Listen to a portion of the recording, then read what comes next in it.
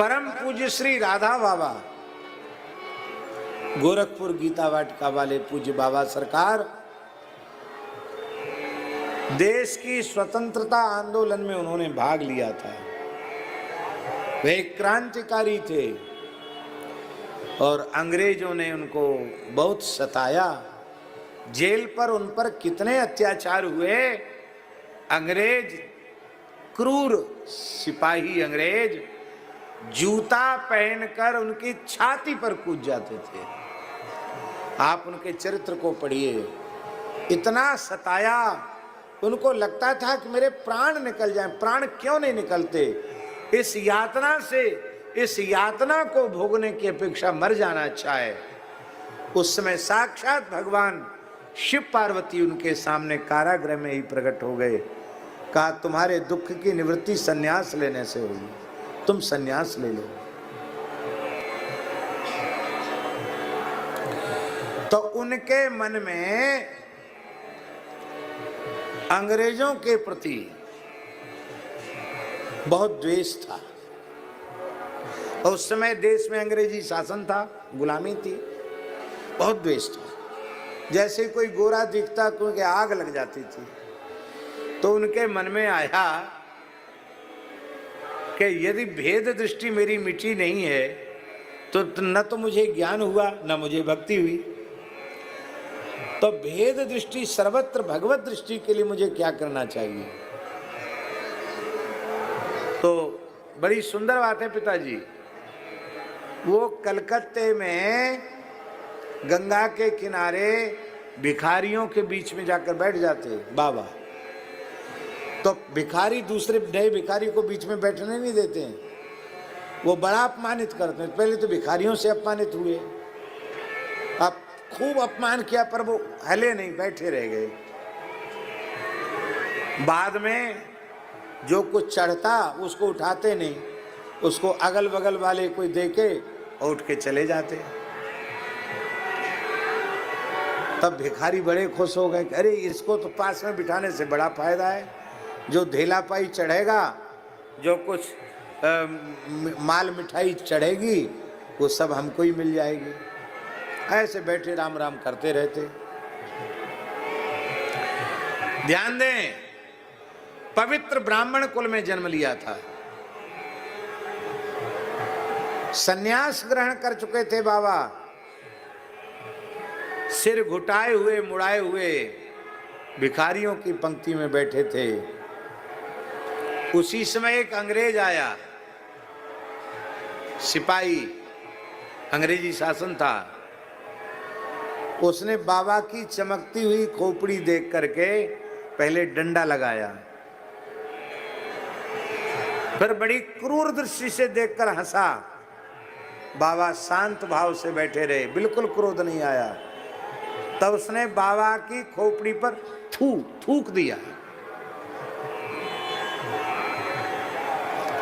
उस समय बाबा मुस्कुराए और मन ही मन बोले, काले बन के आओ चाहे गोरे बन के आओ, हम आपको पहचानते हैं, आप हो तो हमारे।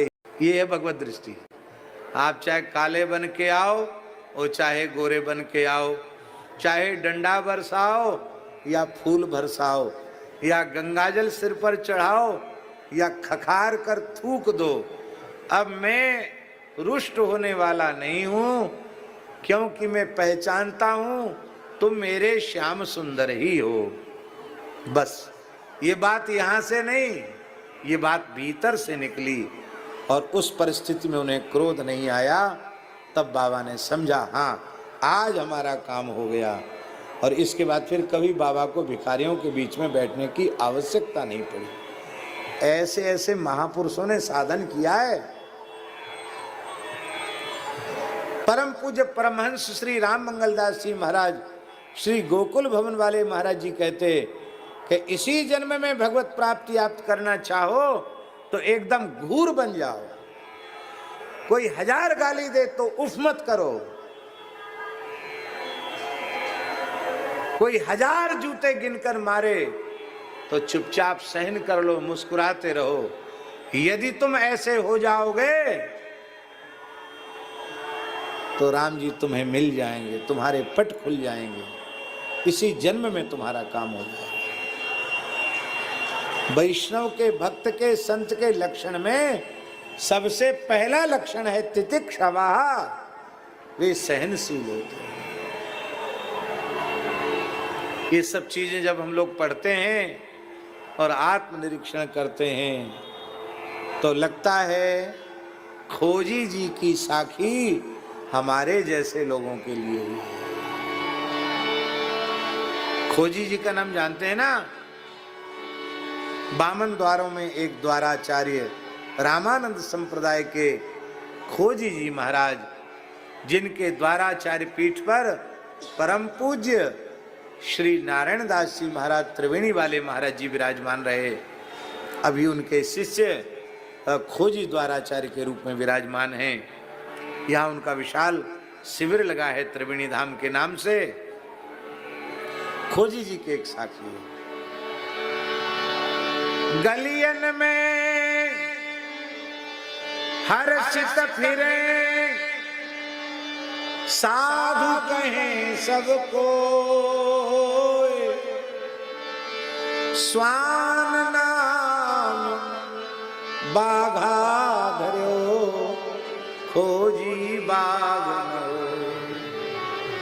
खोजी जी कहते हम गली गली जब घूमते हैं तो लोग कहते हैं खोजी जी बड़े साधु हैं, बड़े साधु हैं, पर प्रभो मेरी हालत तो उसके जैसी है जैसे कोई व्यक्ति अपने पालतू कुत्ते का नाम शेरू रख दे तो कुत्ता शेर नहीं होता। ऐसे हमने साधु का बाना तो बनाया है, पर जैसे कोई शेर कुत्ते को शेर कह दे ऐसी ही हमारी दुर्दशा है। ये खोजी जी कह रहे हैं और हम लोग अपने को क्या क्या नहीं माने बैठे हैं। गुरुजी की बात चेले सह नहीं पाते हैं, बाप की बात बेटे सह नहीं पाते हैं, गुरु भाइयों की बात सह नहीं पाते हैं, छोटे मोटे की बात तो सहेंगे क्या।